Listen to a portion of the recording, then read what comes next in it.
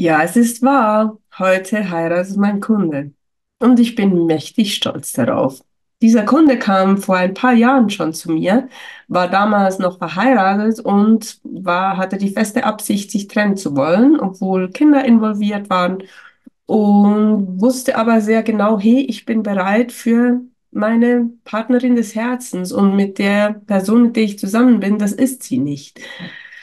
Ja, wir haben dann zusammen gearbeitet. Ich habe auch sogar mit seiner damaligen Frau arbeiten dürfen und habe die beiden durch eine harmonische, respektvolle Trennung begleitet, wie ich das übrigens sehr oft mache mit meinen Kunden. Eine Freundin von mir hat mich mal scherzenshalber als Scheidungscoach betitelt, da es halt wirklich oft so ist, dass zuerst diese Beziehung, die schon besteht, wo, wenn dieser Wunsch aufkommt oder wenn diese neue Person ins Leben trifft, dass diese Beziehung zuerst in Liebe und Harmonie beendet werden darf. Weil das ist auch, ja, das ist ein wichtiger Punkt, der viele von der Trennung abhält. Die Angst vor einem Rosenkrieg, die Angst, dass danach zerrüttete Verhältnisse bestehen, die Angst, alles zu verlieren, die Angst, einen Fehler zu machen oder die Angst auch, die Familie gegen sich aufzubringen, an Sicherheit zu verlieren, vor dem Nichts zu stehen sozusagen. Und jede Entscheidung, die auf Angst basiert, ist grundsätzlich eine schlechte Entscheidung, weil es ist der falsche Grund, nicht zu tun, nur weil da Angst ist. Also nur, ne, die Angst kann halt groß sein.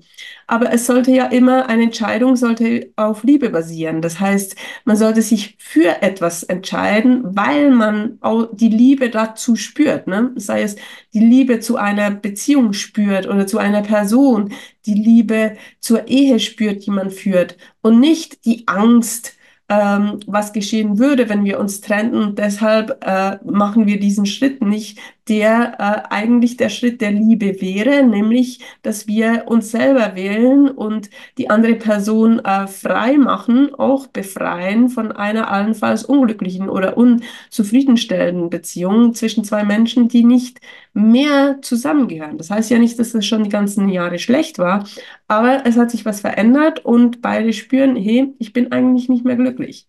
Klar, dann gibt es Paartherapie und die ganzen Späße.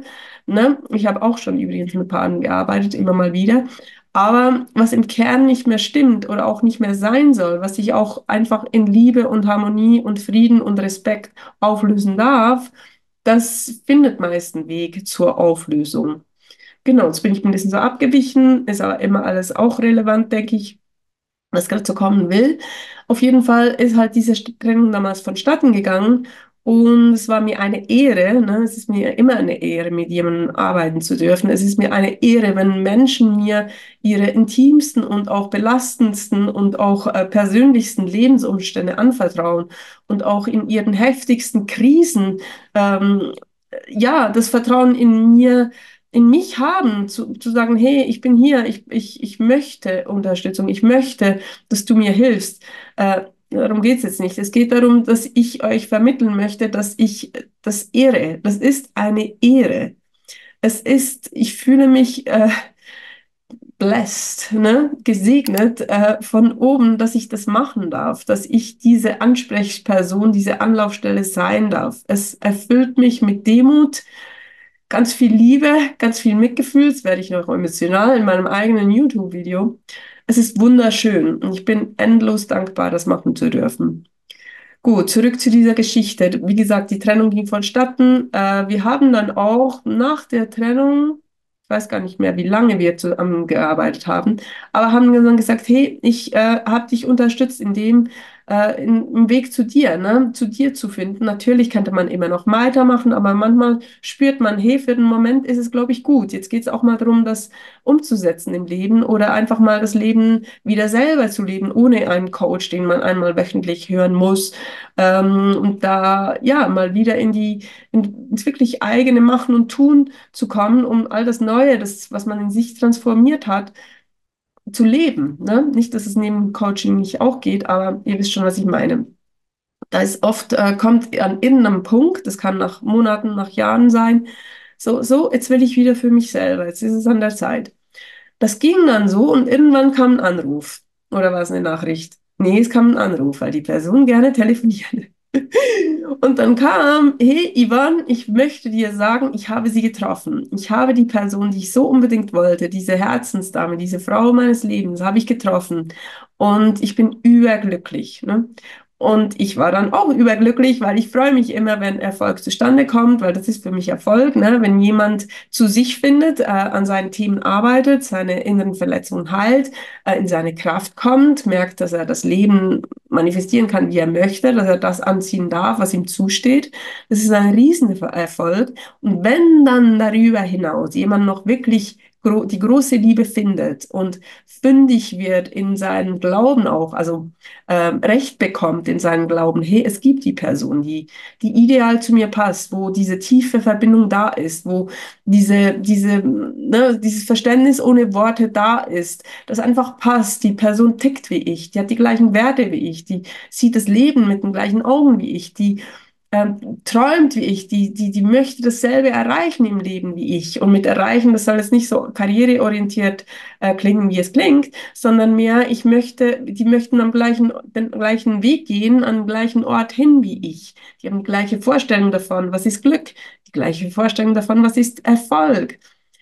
Und wenn so eine Person diese Person findet, ist das das Schönste, was passieren kann.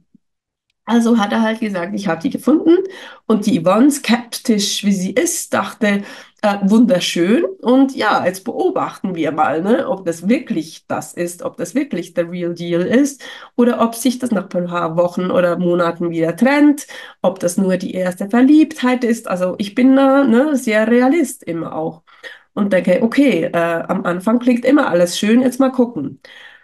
Hatte dann ganz lange, ein Jahr, keinen Kontakt mehr und dann kam wieder ein Anruf von wegen Yvonne, wir haben von dir gesprochen, meine Partnerin und ich möchte dir mitteilen, dass wir heiraten. Und tja, was will man da noch sagen? Was will da die Skeptikerin Yvonne noch sagen? Tja, das meinst du nur, wahre Liebe gibt es nicht. Jetzt warte erst mal, bis ihr den ersten Streit habt, dann geht das schneller zu Ende, als du dir vorstellen kannst. Und wenn dann das Spiegeln anfängt und es triggert und macht, dann trennt ihr euch ganz schnell wieder. Natürlich nicht. Ich sage, ey, wunderschön, ich freue mich von tiefstem und ganzem Herzen für euch. Und deshalb darf ich das heute hier mit euch teilen.